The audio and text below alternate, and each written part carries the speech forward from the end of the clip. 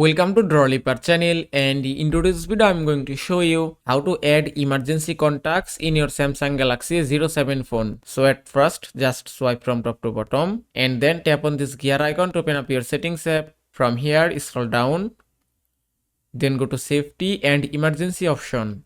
Then just go to emergency contacts. At first enable show on lock screen option from here. Then just tap on add emergency contact option. That's it. From here choose any contact. If I select it and then tap on done, you can also choose multiple contacts. Just go to same settings again and then choose another contact. If I select it and then tap on done, now if I lock my device and then double tap to unlock, just swipe, then just tap on emergency call option.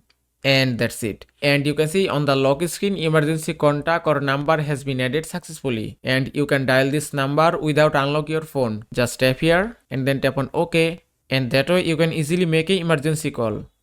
And that is how you can add emergency contacts in your Samsung Galaxy A07 phone. I hope this video was helpful. If it was, please give it a thumbs up and don't forget to subscribe.